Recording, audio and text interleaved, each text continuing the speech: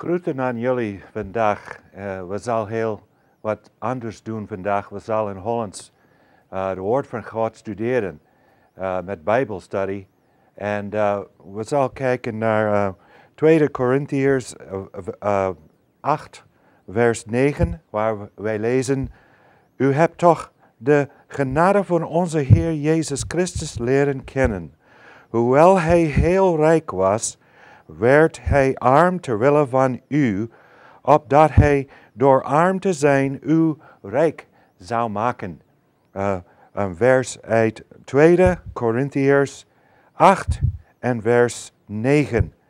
U hebt toch de genade van onze Heer Jezus Christus leren kennen. Hoewel hij heel rijk was, werd hij arm terwille van u, opdat hij door arm te zijn u rijk zou maken. Maar er is ook een andere vers en die komt uit Filippenzen 2, 6 tot 10. En dat is het uitgangspunt van deze preek met het thema: Jezus heeft zichzelf vernederd en is gehoorzaam geweest tot het einde. Alleen hierdoor kon hij ons de verlossing van onze zonden brengen. Nou, een oom van mij, Holland, hij heeft dit overgezet van Engels in Nederlandse taal. En ik vind het leuk de Nederlandse taal af en toe te gebruiken. Het is een mooie taal, prachtig mooi. En zo daarom is dit de eerste keer dat ik probeer wat Hollands te spreken en Bijbelstudie te doen in Hollands. Maar we gaan voor. Stelt u zich met mij het volgende eens voor. Jaren geleden leefde er een machtige koning. Hij kijkt uit het raam van zijn paleis en ziet in de heuvels, buiten de beschermende stad een groep arme, verloren kinderen. Deze koning trekt zijn koninklijke habit uit en verlaat de zetel van zijn macht. Hij gaat de straat op, kruipt door een gat in de stadsmuur, loopt naar een van de heuvels en zwaait daar met een witte vlag. Deze zwaaide vlag moet de arme verloren kinderen weer richting en vrijheid geven. Dat is het beeld van datgene van Jezus, wat Jezus deed voor u en voor mij. Laten wij samen eens stilstaan en dit beeld wat nader bekijken. Eerst kijken we naar de neiging van ons vast te houden aan het bestaande bestel. Ten tweede naar het gewillige en vrijwillige loslaten daarvan. En ten derde de bevrijding die ons dat geeft. Laten wij dan als eerste punt kijken naar het feit dat Jezus zich had kunnen vastklampen aan het oude bestel. Ieder mens heeft een neiging zich krampachtig vast te houden aan zijn eigen positie, vooral als dat een voorname positie is. Wij willen allemaal iets belangrijks zijn in plaats van iets gewoons. De discipelen van Jezus wilden ook de belangrijkste positie bekleden die zij maar konden bereiken. Op weg naar Capernaum maakten zij ruzie over wie dan wel allerbelangrijkste mocht zijn. Dat is Marcus 9, 34. Bij maaltijden was het normaal te proberen op de voornaamste stoel te gaan zitten. Jezus vertelt zijn discipelen die aangeboren neiging te laten varen. In Matthäus 23 en vers 6 wordt beschreven dat juist de Farizeeërs altijd op zoek zijn naar de belangrijkste plaatsen aan tafel en de eerste rij stoelen in de synagogen. God heeft Jezus een voorname plaats gegeven. Hebreeën 1 maakt duidelijk dat zelfs voor de schepping er geen engel was die meer eer toebedeeld krijgt dan Jezus. In vers 8 staat dat hij over zijn zoon zegt, uw troon, o God, zal in eeuwigheid niet wankelen. Voor zijn geboorte had hij een positie van macht en eer. Laat mij dat eens weer zeggen. Voor zijn geboorte had hij een positie van macht en eer. Jezus had zich hieraan kunnen vastklampen en hij had kunnen weigeren die hoge positie te verlaten. Hij kon weigeren die hoge positie te verlaten. Wie zou hem dat kunnen verwijten? Wij beschouwen het al als een opoffering als we ons comfortabele huis moeten verlaten, al was het maar voor een paar weken. Jezus verliet de glorie van de hemel gedurende 33 jaar. Wie had hem kunnen tegenhouden? In Jesaja 43, vers 13 zegt, ik werk en wie zal het keren? En in Job 9, vers 12 lezen wij, wanneer hij wegrukt, wie zal hem weerhouden? Wie zal tot hem zeggen, wat doet gij? Zo we kunnen zien dat Jezus kon zeggen naar de Vader, ik wil niet laag maken worden. Ik wil alleen hoog blijven. En als hij dat deed, heel wat jammer voor ons, kinderen van mensen. Laten wij het tweede punt ons bekijken. Jezus deed afstand van zijn hoge positie en daalde af naar de aarde. Het gewillig aanvaarden. In het boek Daniel lezen wij over de grote koning Nebukadnezar. 7 jaar lang werd hij tegengeworpen op het bestaan van een lager schepsel, dat van een dier in het veld. Maar dat was geen zaak van vrijwilligheid. Dat gebeurde buiten zijn wil om en het bracht niemand enig voordeel. Het was niet zijn verdienste dat hij afdaalde van een hoge naar een lage plaats. Het vrijwillig afdalen van een hoge naar een lage positie is iets totaal anders. Het vrijwillig verlaten van een machtige en eervolle positie ter wille van anderen geeft vertrouwen in degene die dat doet. Noach hield van zijn duif, kleine vogel. Hij had hem bijna 1 jaar goed verzorgd.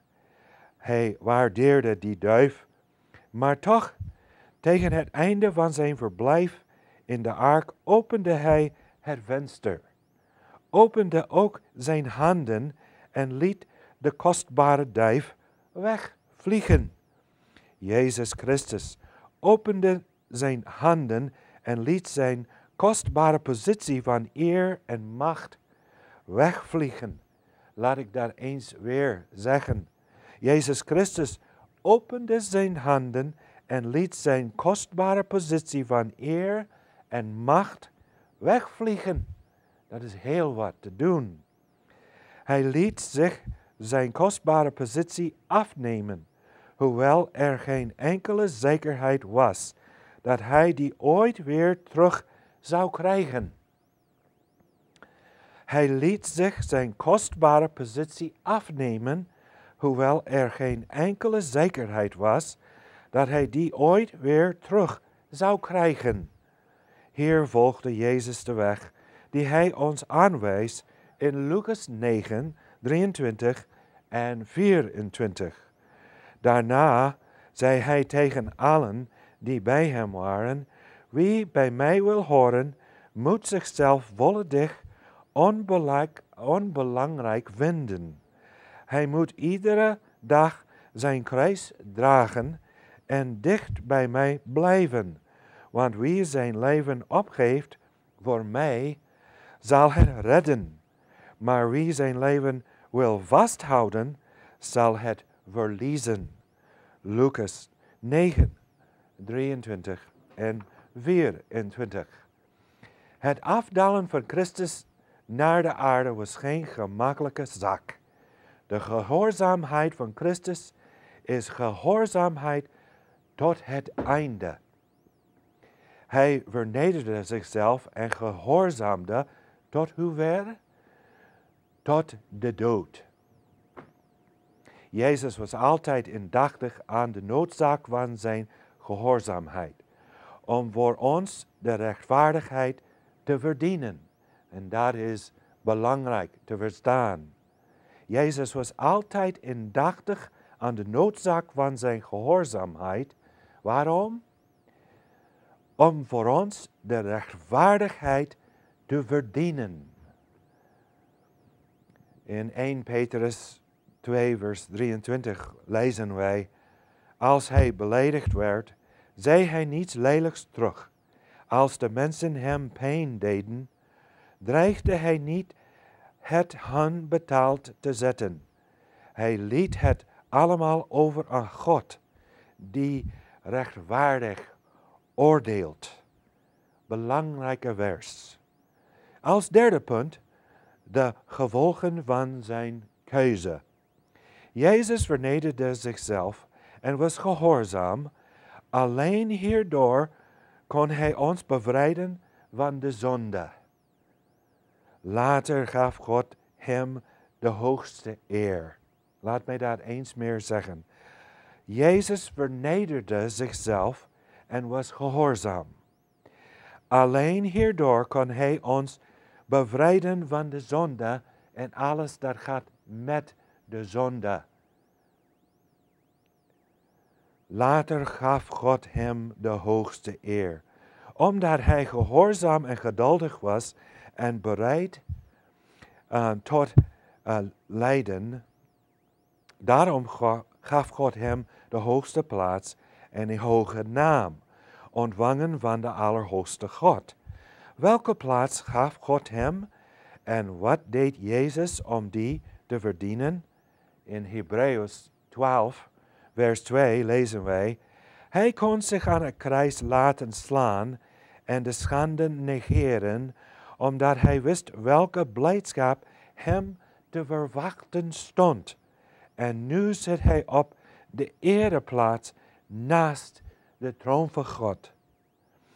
Hebreeën 7 vertelt ons dat God Christus verheerlijkte boven de hemelen, omdat hij Gods voorwaarden vervulde en vol overgave zijn positie van eer verliet. Daarom gaf God hem de hoogste plaats. Waarom gaf God hem de hoogste plaats? Omdat hij van hoog naar laag maakte zichzelf en laat zichzelf door God van hoger toch laag laten maken. In Hebreeën 1 vers 3 lezen wij: Gods Zoon straalt van Gods heerlijkheid en heet alles wat hij is en doet. Blijkt dat hij in wezen God is. Hij beheerst alles met zijn machtig woord. Door voor ons te sterven heeft hij ons gereinigd en al onze zonden uitgewist. Daarna is hij gaan zitten naast de almachtige Heer, de almachtige God. Nu zit hij naast God in de hemel, in plaats van de hoogste eer, omdat hij ging van hoog tot laat, van hoog tot laag, om ons te verliezen uit het slavernij van de zonde. In Handelingen 2 spreekt Petrus: God maakte hem zowel Christus als Heer. God maakte hem zowel Christus als Heer. Wij moeten doen wat God de Vader ons voordeed. Hem Heer en Christus maken van onze harten en onze leven. In Handelingen 5 en vers 31, wij lezen, hij heeft hem aan zijn rechterhand gezet op de ereplaats. Jezus is verheven tot leider en redder. Hij zal Israël tot God laten terugkeren en de zonde van het volk vergeven. Grote, belangrijke ideeën. God gaf hem een hoge plaats, zodat wij het goede wat wij nodig hebben, zullen verkrijgen. De koning, waarvan sprake was in de inleiding, verliet zijn hoge positie in de grote gebouw met grote muren. Hij verliet zijn hoge positie om de verloren wezen te bevrijden uit hun verloren positie. Dat is heel wat. Dat is heel wat anders dan normale werkt in het wereld. Jezus verliet zijn hoge positie om ons te redden uit ons verloren positie. Heb ik berouw gekregen? Dat is belangrijk. Heb ik berouw gekregen? Wij denken dat dat is een kleine gevoel, maar het moet een grote gevoel worden als wij verstaan dat de Zoon van God uit de hemel is gekomen om sterven in zo'n vorm. Heb ik berouw gekregen? Alleen berouw verlost ons van onze zonden. Alleen als we berouw hebben is Jezus' komst niet voor niets geweest. Anders is het al voor niets. Niks, niets. Alleen als we berouw hebben is Jezus' komst niet voor niets geweest. Heb ik vergeving van zonden gekregen? Iedereen merkt als hij vergeving ontvangen. Ook van de hemel, meer zo dan alleen op aarde. En zo hij vraagt, heb ik vergeving van zonden gekregen? Dat is een goede vraag. En iedereen moet vragen, heb ik het gevoel dat ik ben geestelijk gewassen door het Heilige Geest. Door het doen van de Heer. Bij de woord en de kracht. Dat vloeit als een stroom uit de bloed van Christus. Die was op de kruis gestorven. Heb ik vergeving van zonden gekregen? Verlost alleen dat ons van onze zonden. Alleen dat kan ons verlossen van onze zonden. Er is niets anders. Alleen als wij dat aanvaarden, is Jezus' komst niet voor niets geweest.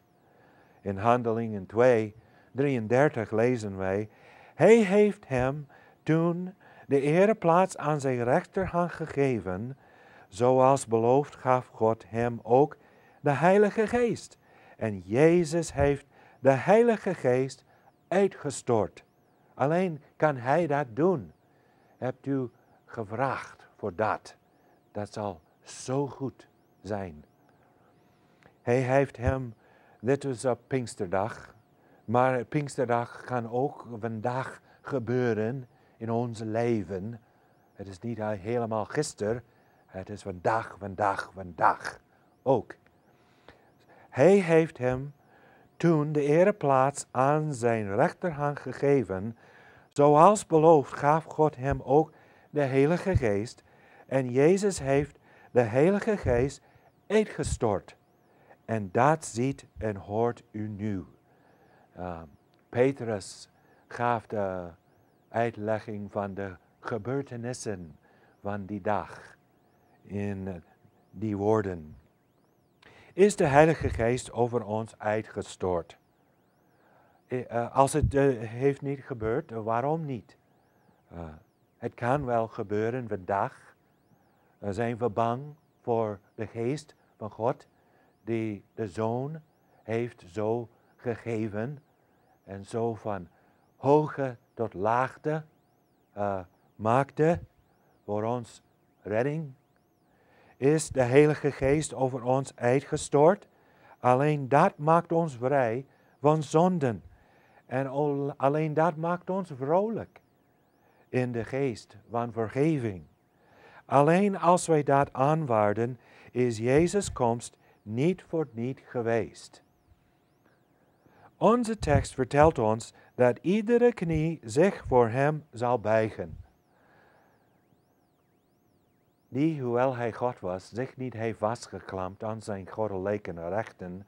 Integendeel, hij legde zijn grote macht en eerlijkheid af en kwam als dienaar in het lichaam van het mens. Daarom heeft God hem de hoogste naam gegeven en hem een naam gegeven die hem boven alles stelt. In Esther 3 vers 2 lezen wij: Toen koning Xerxes Esther de gouden scepter toereikte, boog zij zich voor hem neer, als een diepe eerbetoon. Wij moeten ons nu voor hem neerbuigen, ook al tijdens dit leven. Het gewillige eerbetoon nu redt ons van het gedwongen eerbetoon op het moment dat wij hem zien na het verlaten van deze aarde. Zo, wat denkt u van dat? Wat denkt u over Jezus Christus? Wat denkt u van Heilige Geest? Wat denkt u van dat de Zoon van God, die met God door alle eeuwigheid heeft geleefd, kwam en een gewillige van hoge tot laag, van hoge tot laagte laat zichzelf maken voor ons. Wij waren jammer in onze situatie. Wij waren arm, zo arm als iemand kon zijn. Maar de Heer Jezus deed al dit, zodat wij kon uitgetrokken worden uit ons geestelijke armheid en vergeving nu krijgen. En ook de schatten van hemel in ons leven krijgen. Dit was de studie van de Bijbel.